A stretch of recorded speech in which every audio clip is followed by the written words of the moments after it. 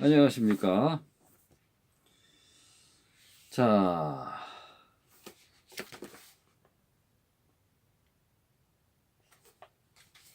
다섯 번째 시간입니다. 마인셋. 원하는 것을 이루는 태도의 힘, 마인셋입니다. 마인셋. 다섯 번째 시간입니다. 자, 그러면 이번 시간에는 자녀의 마인셋을 바꾸는 방법. 자녀의 마인셋을 바꾸는 방법에 대해서 같이 공부해 보도록 하겠습니다. 우리의 소중한 우리의 소중한 자녀들 중에도 고정 마인셋에 사로잡힌 아이들이 많지요. 그런 아이들에게 어떤 성적 마인셋을 심어줄 수 있는지 살펴보도록 합시다. 고정 마인셋에 빠진 아이, 어떤 아이가 있을까요? 어린 아이들은 대부분 고정 마인셋을 그렇게 열정적으로 받아들이지 않습니다. 그 시절을 보내고 난 다음에야 그렇게 되지만 남들보다 훨씬 일찍 고정 마인셋의 신봉자가 되는 아이들도 있지요. 딜레마. 어느 날 당신의 어린 아들이 학교에서 돌아와 당신에게 이렇게 얘기합니다. 어떤 애들은 똑똑하고 어떤 애들은 멍청해요. 걔들은 남보다 머리가 더 나빠요. 당신은 깜짝 놀라 누가 그렇게 얘기했어? 라고 물으며 학교에 항의할 준비를 하지요. 하지만 아이는 자랑스럽게 대답하죠. 나 혼자 알아낸 거예요. 그렇죠. 아이는 학교에서 읽고 쓰기 더하기까지 할 줄 아는 애들과 그러지 못하는 애들을 살펴보고 결론을 낸 겁니다. 그리고 그 결론을 굳게 믿었고요. 고정 마인셋 측면에서 보면 당신의 아들은 조숙한 것이고 곧 그 고정 마인셋은 만개하게 될 겁니다. 아이는 점차 노력을 혐오하게 되고 자신의 똑똑한 두뇌를 이용해 일을 쉽게 처리하길 바랄 겁니다. 그리고 실제로 그런 일이 종종 일어나기도 할 테고요. 아이가 체스를 빨리 배우자 당신의 배우자는 아이를 응원하기 위해서 어린 체스 챔피언을 다룬 영화 위대한 승부 Searching for Bobby Fischer 위대한 승부를 보여줍니다. 하지만 아이는 영화에서 질 수도 있다는 점 그리고 지면 더는 챔피언이 아니게 된다는 점을 배우지요. 그리고 체스를 포기해버립니다. 하지만 주변 사람들에게 여전히 나는 체스 챔피언이에요 라고 의수대지요. 체스를 두지 않는 체스 챔피언인 샘입니다. 체스를 두지 않는 체스 챔피언인 샘입니다. 패배의 의미를 이해하게 된 아이는 패배를 피하기 위한 조치를 취합니다. 심지어 보드게임에서도 이기기 위해 속임수를 쓰기 시작하지요.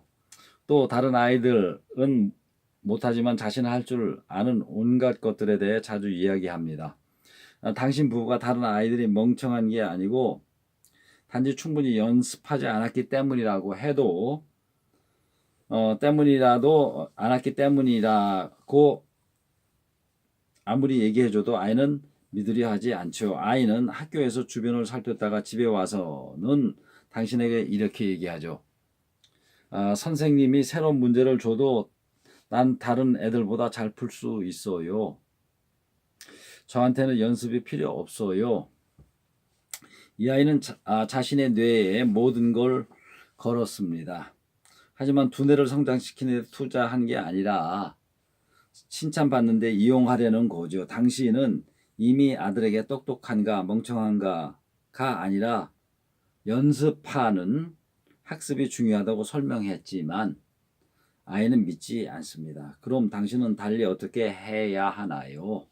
아이에게 당신의 메시지를 이해시킬 방법이 있을까요? 성장 마인셋의 해결책을 제시합니다. 자, 본론으로 들어가겠습니다. 성장 마인셋의 해결책. 당신은 결심합니다. 아이에게 고정 마인셋에서 벗어나라고 얘기하기보다는 당신 자신이 성장 마인셋을 실천하며 살아야겠다고 매일 저녁 식사 시간마다 당신 부부는 성장 마인셋과 관련된 주제를 정하고 아들에게 또 서로에게 이렇게 물어봅니다. 오늘 뭘 배웠니? 오늘 내가 한 실수를 통해 어떤 교훈을 얻었니? 네가 오늘 한 실수를 통해 어떤 교훈을 얻었니? 오늘 뭘 하려고 노력했니? 오늘 뭘 하려고 노력했니? 그렇게 한 차례 각자의 경험을 나눈 뒤 당신은 그 각각의 노력, 전략, 노력과 전략과 역경과 배움에 대한 논의를 활발하게 이어가지요. 연습한 덕분에 어제는 못했지만 오늘은 갖출 수 있게 된 기술에 대해서 이야기하고, 연습한 덕분에 오늘은 갖출 수 있게 된 기술에 대해서 이야기하고, 당신이 저지른 실수가 사실은 문제 해결의 열쇠가 된 얘기를 미스터리 소설처럼 흥미진진하게 각색하여 들려줍니다. 자, 실수가 사실은 문제 해결의 열쇠가 되었다 하는 그런 얘기를 미스터리 소설처럼 흥미진진하게 각색하여 들려줍니다. 또 당신이 굉장히 좋아하지만 좀처럼 익숙해지지 못했던 일을 마침내 숙달하게 된 과정을 묘사하지요. 그럼 아이도 결국 매일 저녁 자신의 이야기를 들려주지 못해 안달하게 될 겁니다. 당신은 놀람에 있어서 너 분명 오늘 더 똑똑해졌겠구나 라고 소리치지요. 아이들이 다른 애들보다 뭔가를 더 잘했다는 얘기를 하면, 와, 그런데 넌 그걸 통해서 뭘 배웠니? 라고 묻고, 학교에서 모든 게 쉬웠다고 얘기하면, 그거 참 안 됐구나. 배운 게 없다는 얘기네. 더 열심히 노력해보면 뭔가 배울 수 있지 않을까라고 답해 줍니다. 그거 참 안 됐구나.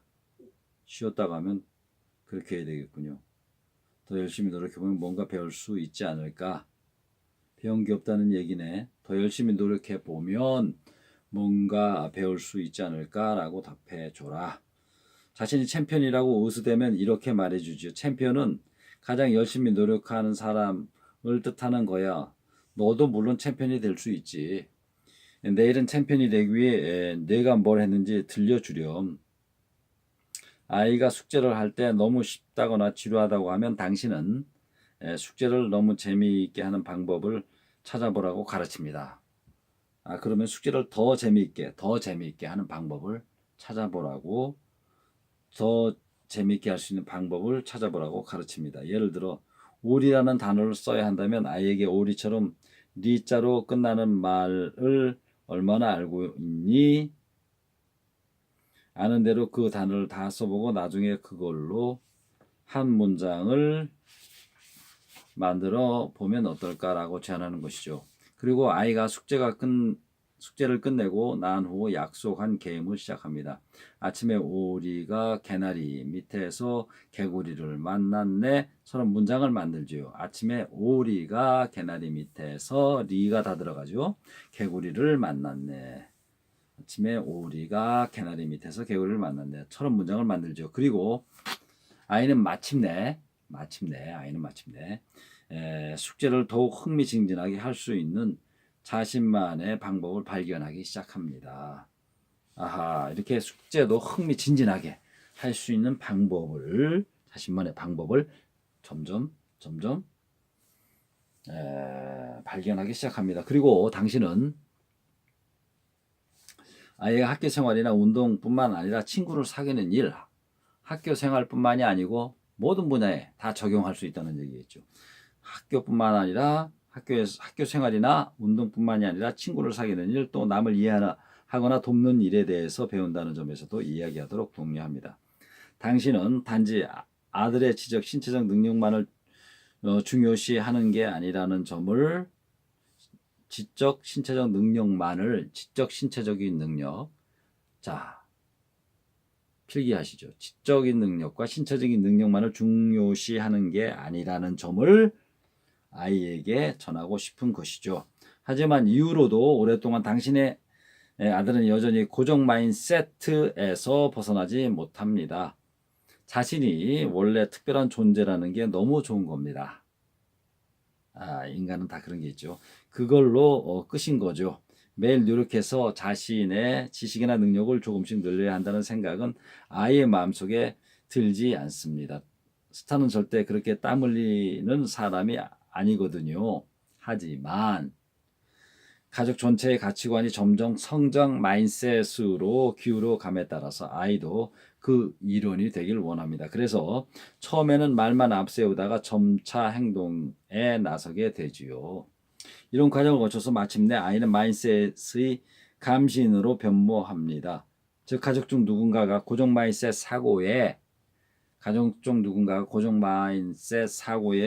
빠지면 아이가 기가 막히게 잡아내는 것이죠. 그래서 당신은 배우자에게 당신도 조심해야겠어라고 농담을 던지는 상황에까지 이르렀죠. 이처럼 고정 마인셋의 유혹은 아주 강렬합니다. 단지 그렇게 마음 먹기만 해도 평생의 가치, 성공, 존경을 약속해 줄 것 같지요. 평생의 가치와 성공과 존경을 약속해 줄 것 같죠. 그래서 이미 고정 마인셋이 한번 뿌리를 내린 곳에 다시 성장 마인셋을 키우기가 그렇게 어려운 겁니다. 라고 적고 있습니다. 자, 323페이지입니다. 노력은 곧 성장이 아니다.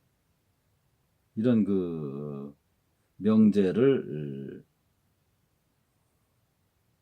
적어놨습니다. 때로는 아이가 너무 적게 노력하기 때문이 아니라 너무 많이 노력하기 때문에 문제가 발생하기도 하지요. 노력하는 이유가 잘못됐기 때문입니다. 공부하느라 밤을 꼬박 새우는 학생들의 이야기나 친구들을 앞지르기 위해 과외를 받는 아이들의 얘기를 표현을 쉽게 들을 수가 있습니다. 이런 아이들도 열심히 노력하는 것이지만은 성장 마인셋을 갖췄다고 할 수가 없지요. 왜 그럴까요? 궁금합니다. 바로 배움에 대한 사랑이 결여됐기 때문입니다. 자, 필기하시죠. 배움에 대한 사랑이 제일 중요하다. 배움에 대한 사랑. 그것을 키워줘야 된다. 아이들에게 스스로 또 역시 탐구하는 그 자세, 이런 것을 키워주는 것이 중요하겠죠. 스스로 학습하는 자세. 배움에 대한 사랑을 키워주는 것이 중요하다. 이런 경우에 대개 부모나 다른 사람들에게 자신을 입증해 보이려는 겁니다. 그리고 성적과 상장, 명문대 입학 등 자녀가 이룬 노력의 결과물을 좋아하는 부모들도 많지요. 당신은 이런 상황을 어떻게 다룰지 살펴볼까요?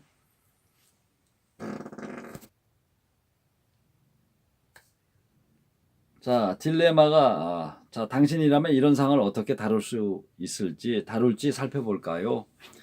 자, 딜레마입니다. 당신은 딸에 대한 자부심이 대단합니다. 반에서 항상 1등을 차지하고 A가 가득한 성적표를 집에 가져옵니다. 최고의 선생님에게 플루트 연주를 배우고 있고요. 그리고 당신은 딸이 시내 최고 사립고등학교에 입학하리라고 확신하고 있지요. 하지만 매일 아침 등교하기 전마다 딸은 복통을 호소하고 때로는 토하기까지 합니다. 아침 등교하기 전마다 심각합니다. 민감한 장을 달래기 위해 당신은 딸에게 계속 무자극성 음식을 먹이지만 별 도움이 되지 않죠. 당신은 딸의 신경색에 걸렸을 가능성은 염두에 두지 않습니다. 그러다가 딸이 위궤양 진단을 받았을 때 뭔가 잘못되어 가고 있다는 걸 깨달았어야 하지만 당신 부부는 여전히 정신을 차리지 못하고 그저 위장의 문제로만 치부하죠. 하지만 의사는 가족 상담사를 찾아가라고 강하게 권고합니다. 딸의 치료에 그 상담이 꼭 필요하다며 당신에게 상담사의 명함을 건네지요. 딸의 치료에 그 상담이 꼭 필요하다며 당신에게 상담사의 명함을 건네지요. 고정 마인셋의 반응. 상담사는 당신에게 딸의 부담을 덜어주라고 얘기합니다. 그렇게 열심히 공부하지 않아도 괜찮다고 말하라는 것이죠.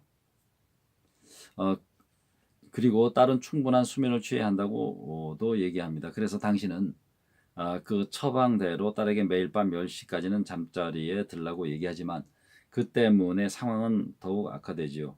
이제 아이에게는 자신에게 쏟아지는 기대를 충족시킬 시간이 더 줄어든 셈이니까요. 상담사와의 면담에도 불구하고 여전히 당신은 딸 아이가 다른 학생들에게 뒤처진다는 걸 상상조차 하지 못하죠. 또 플루트를 잘 연주하지 못한다든가 인류고등학교에 입학하지 못하는 일도 마찬가지입니다. 그게 딸에게 좋은 일일리 만무하니까 이제 상담사는 자신이 맡은 책무가 막중하다는 걸 깨닫습니다. 그녀의 첫 번째 목표는 당신이 문제의 심각성을 제대로 인지하게 만드는 일입니다. 그리고 두 번째로 그 문제에서 당신의 역할이 무엇인지 이해시켜야 하지요. 당신 부부는 딸에게 완벽한 모습을 요구하는 게 문제의 원인임을 인식해야 합니다.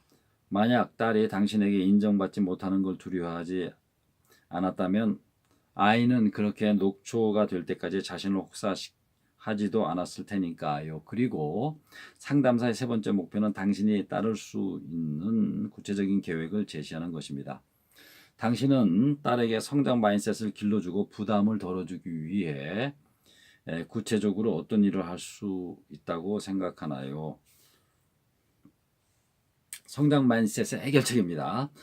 자, 본문이죠. 상담사가 제시한 계획을 따른다면 당신의 딸은 자신이 하는 일을 즐길 수 있게 될 겁니다. 일단 플루트 교습은 보류합니다.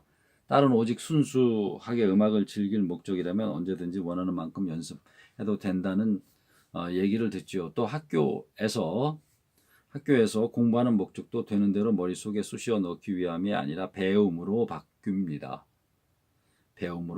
상담사는 당신의 딸에게 이해를 위한 공부를 가르칠 개인교사를 소개해 주지요. 이해를 위한. 이 개인교사는 아이가 공부를 더 재미있고 즐거운 곳으로 받아들이도록 가르칩니다. 이제 공부는 새로운 의미를 갖게 되지요. 자신의 지능을 증명하고 부모에게 자신의 가치를 보여주기 위한 높은 점수를 받는 것이 아니라 새로운 것을 배우고 그에 대해서 재미있게 생각해 보는 것이 공부가 되는 것입니다. 딸의 학교 교사들 역시 아이가 성장 지향적으로 바뀌도록 돕는 일에 참여합니다. 아이에게 시험 성적보다 학습 과정에 대해 얘기해 주라는 부탁을 받지요. 그래서 내가 쓴 글을 보니 비유를 제대로 이해한 것 같구나 라든지 아니면은 잉카 제국을 다룬 내 프로젝트가 정말 좋았어. 그걸 읽으니 마치 정말 내가 고대 페루에 가 있는 느낌이던 걸이라고 말해줍니다. 그리고 당신도 딸에게 이런 식으로 얘기하는 법을 배우지요. 마지막으로 상담사는 당신이 받았던 학교보다 압박이 덜한 고등학교에 지원할 것을 강력히 권고합니다. 학점이나 시험 성적보다 배움에 더 집중하는 다른 좋은 학교도 많으니까요. 그래서 당신은 딸과 함께 각 학교를 순회하며 시간을 보냅니다. 그런 다음 딸은 당신 그리고 상담사와 함께 어느 학교가 가장 마음에 들고 가장 부담을 덜 느끼는지 상의하지요. 자, 이렇게 천천히 당신은 딸로부터 당신의 욕구와 필요를 거둬들이는 법을 배웁니다. 당신은 아마도 모든 것에 1등을 하는 딸을 필요로 했는지 모르지만 딸이 필요로 한 건 부모로부터의 인정과 성장할 수 있는 자유였습니다. 부모로부터의 인정과 성장할 수 있는 자유였습니다. 당신이 놓아주자 딸은 자신의 일에 훨씬 진심을 갖고 집중할 수 있게 됐습니다. 관심과 배움을 위해 진정 그 일을 즐기게 된 것이지요. 지금 혹시 당신의 자녀가 당신이 듣고 싶지 않은 어떤 말을 하려고 하나요? 만약 아이가 당신에게 전하려는 말이나 행동을 제대로 듣고 이해하지 못했다면 결국 당신은 결국 당신은 아이가 정말 어디에 서 있는지 모르는 겁니다. 성장 마인셋을 열고 그 얘기를 들을 수 있도록 노력해야 합니다. 자, 지금 20분이 지나고 있습니다.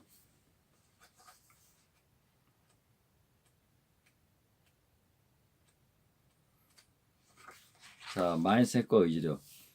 우리가 보통 바라는 건 그렇게 대단한 변화는 아닙니다.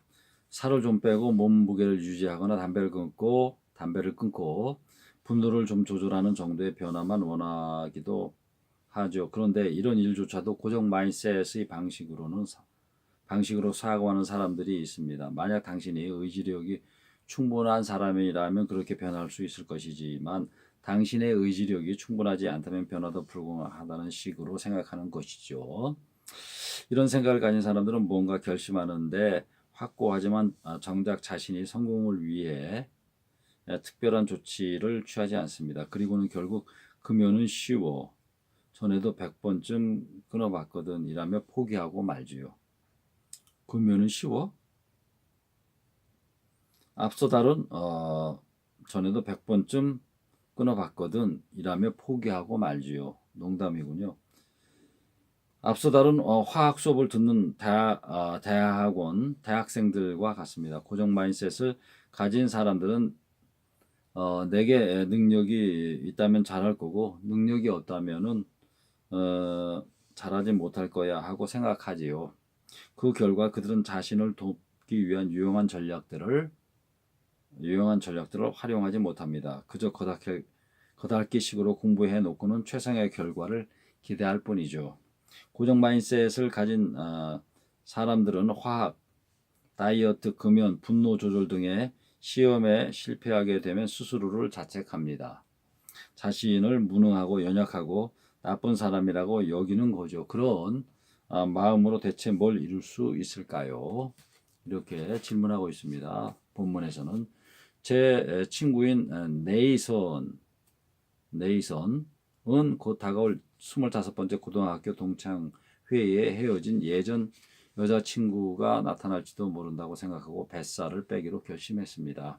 고등학교 때 멋지고 날렵했던 그 여성이 뚱뚱한 중년 남성의 모습을 보이고 싶지 않았던 거죠. 네이선은 다이어트에 매달리는 여성들을 비웃곤 했죠. 뭐 그리 호들갑이지 그냥 약간의 식단 조절만 하면 되는데 살을 빼기 위해 그는 자기 접시에 놓인 음식을 일부만 먹기로 각오를 다졌죠. 그러나 식사를 하고 나면 접시는 매번 깨끗이 비워져 있었습니다. 그는 또 글러 먹었군 하며 패배감에 빠져 디저트를 주문하고 했습니다. 아마도 자신의 실패를 감추려 했거나 기분을 풀기 위해서였겠죠. 그래서 제가 충고를 했습니다. 네이선, 이래서는 효과가 없어. 내겐 시스템이 필요해. 아예 처음부터 음식을 좀 치워버리든지 아니면 일부를 포장해서 집에 가져가지 그래. 또는 채소 섭취를 늘려서 먹는 양을 채우든지 말이야. 살을 빼는 방법은 여러 가지가 있다고. 하지만 그는 아니 나는 강인해져야 해.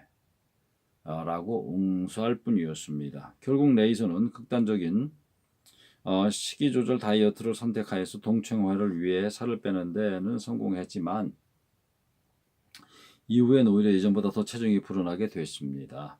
이게 과연 강인한 건지 간략한 전략을 사용하는 게 정말 약한 짓인지 전 이해하지 못하겠더군요. 발음이 참 쉽지가 않아요. 못하겠더군요. 쉽지 않아요. 다음에 혹시 다이어트를 하게 될 일이 있거든 네이선의 얘기를 떠올리고 의지력이란 당신의 마음대로 가졌다 말았다 할 수 있는 게 아니란 점을 기억하기 바랍니다. 의지력에도 도움이 필요하다는 점을요. 의지력에도 도움이 필요하다. 화를 참지 못하는 사람들 이 얘기입니다. 분노를 조절하는 건 역시 많은 사람들이 가진 문제 중 하나이지. 어떤 일이 성질을 돋우면 험한 말을 내뱉거나 더 심한 짓을 하게 되는 사람들이 있습니다. 여기서도 사람들은 다음번엔 달라질 거라고 맹세하지요. 분노 조절은 특히 부부 사이나 부모 자식 간의 중요한 문제입니다. 배우자나 자식이 우리를 화나게 만들기 때문이 아니라 그들 때문에 화가 났을 때는 마음껏 그 분노를 표출해도 된다고 흔히 생각하기 때문이죠. 이번에 이 문제를 다뤄봅시다. 딜레마. 본문에 이렇게 써 있어요. 딜레마가 무엇인가? 딜레마. 당신이 평소에 몇 분? 25분이 경고하고 있습니다. 당신이 평소에는 사력 있고 친절한 사람이라고 가정해 보겠습니다. 당신은 배우자를 사랑하며 그런 상대를 만난 건 행운이라고 여깁니다. 하지만 배우자가 당신이 정한 규칙을 어기기라도 하면, 예를 들어 쓰레기가 넘칠 때까지 휴지통을 비우지 않고 내버려둔다면 당신은 곧장 배신당한 느낌을 갖고 상대방을 비난하기 시작합니다.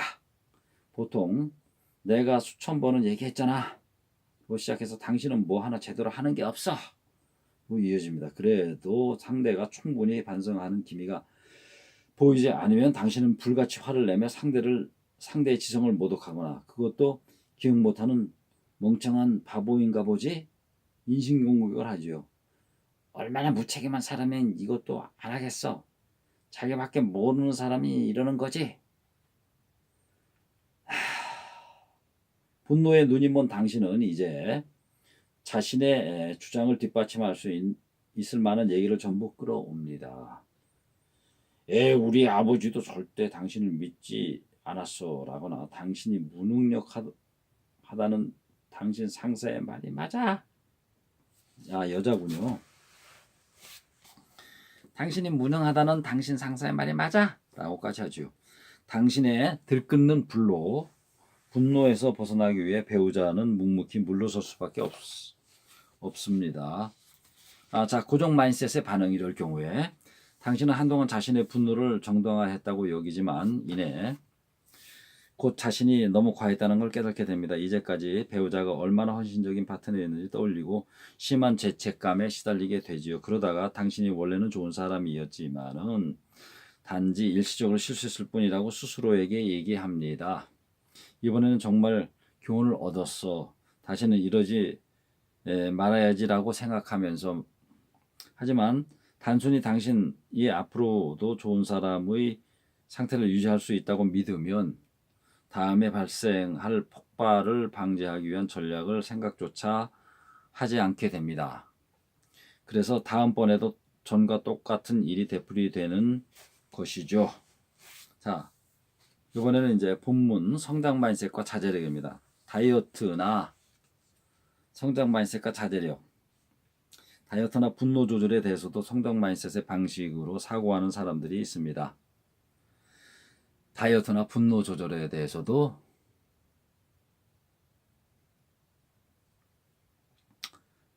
성장 마인셋의 방식으로 사고하는 사람들이 있습니다. 그들은 성공하기 위해선 자신에게 맞는 전략을 세우고 실행할 필요가 있다는 점을 알고 있지요. 성장 마인셋을 가진 학생들이 화학 수업을 들었을 때 그랬습니다. 그들은 더 나은 학습 전략을 채택했고, 전략이 중요합니다. 채택했고 공부 시간을 세심하게 계획했으며 자신들의 동기를 잘 관리해 나갔습니다. 동기를, 즉 자신의 성공을 위해 가능한 모든 전략을 활용했던 것이죠. 가능한 모든 전략을 활용했다. 그들과 마찬가지로 성장 마인셋을 가진 사람들은 새해를 맞아 헛된 결심을 하고 가만히 앉아 그 결심이 지켜지기를 바라지 않습니다. 다이어트를 위해서는 그에 맞는 계획이 필요하다는 걸 알고 있어요. 디저트는 가까이 하지 않고 식당에 가기 전에 무슨 음식을 먹을지 미리 결정하며 일주일에 한 번 마음대로 먹거나 운동을 더 하겠다는 등의 계획 말입니다. 일주일에 한 번만 마음대로 먹거나 운동을 더 하겠다는 등의 계획 말입니다. 그리고 그 성과를 어떻게 지속적으로 유지할 것인지, 어떻게 유지해 나갈 것인지에 대해서도 적극적으로 고민합니다. 유지해 나가는 것에 대해서도 적극적으로 고민을 한다. 한번 얻어낸 성과를 계속 유지하고 발전시키기 위해 어떤 습관을 들여야 할지 생각해 하는 거죠. 그러다가 고난의 시기가 찾아오기도 합니다. 하지만 그들은 이런 고난이 발생할 것이라고 예측하고 있었기에 자책에 빠지는 대신 이렇게 묻습니다. 여기서 내가 어떤 걸 배울 수 있지? 여기서 어떤 걸 내가 배울 수 있지? 이런 상황에서 내가 해야 할 일은 뭐지? 이것이 바로 배움의 과정입니다. 나쁜 나와 좋은 나 사이의 전쟁이 아닌 거죠. 나쁜 나와 좋은 나 사이의 전쟁이 아니고 바로 배움의 과정입니다. 방금 다룬 분노 조절에 관한 에피소드에서 과연 그 분노를 어떻게 다뤘어야 했을까요? 먼저 왜 그렇게 화가 치밀었는지 생각해 봐야 합니다. 왜 그렇게 화가 났을까? 화가 치밀었다는지 생각해 봐야 합니다. 배우자가 자신의 일을 태만히 하고 당신의 규칙을 지키지 않았을 때 아마 무시당하고 업신여겨졌다는 느낌을 받았겠지요. 마치 당신은 별로 중요하지 않아. 당신의 요구는 사소한 거야. 나는 신경 쓰지 않겠어. 라는 말을 들은 것처럼요. 당신이 보인 반응은 배우자에게 화를 내며 의무를 상기시키는 거였죠. 하지만 그의 뒤따른 것은 당신에 대한 보복이었습니다. 이를테면 좋아. 당신이 자기를 그렇게 대단하게 생각한다면 어디 당해보라고 하는 시기이죠. 배우자는 당신의 중요성을 확인시켜주는 대신에 그저 당신의 맹공격을 묵묵히 받아냈습니다. 하지만 그 침묵에 당신은 무시당했다고 여기고 더욱 화를 낼 뿐이죠. 그럼 어떻게 했어야 하는 걸까요? 여러 가지 방법이 있습니다. 무엇보다 배우자는 당신의 마음을 읽을 수 없으니 이렇게 화가 치밀어 오른 상황이 발생하면 당신은 자신의 감정이 어떤지 배우자에게 세세히 설명해 줘야 합니다. 나도 솔직히 이유를 잘 모르겠지만 당신이 그럴 때면 내가 당신에게 소중한 사람이 아니란 생각이 들어. 내게 중요한 일을 당신이 무시한 듯 느껴진다고. 내게 중요한 일을 당신이 무시한 듯 느껴진다고. 그럼 배우자는 당신에게 자신이 당신의 감정을 중요하게 여긴다는 점을 확인시켜주고 앞으로는 좀 더 주의할 겁니다. 그럼 배우자는 당신에게 자신이 당신의 감정을 중요하게 여긴다는 점을 확인시켜주고 앞으로는 좀 더 주의를 할 겁니다. 혹시 당신은 지금 장난해요? 내 배우자는 절대로 그렇지 않을 거예요 라고 할지 모르겠군요. 글쎄요. 그럼 제가 가끔 쓰는 방식처럼 차라리 직접적으로 제발 나에게 당신이 내 기분에 신경을 쓰고 앞으로 더 하겠다고 말해줘요라고 말해보는 건 어떨까요? 분노가 폭발할 것 같다는 느낌이 들면 일단 그 자리를 떠나서 화를 냈으면 벌어졌을 상황을 글로써 볼 수도 있습니다. 그녀는 이게 나에게 중요하다는 점을 이해하지 못할 거야. 그는 내가 화를 내기 시작하면 어쩔 줄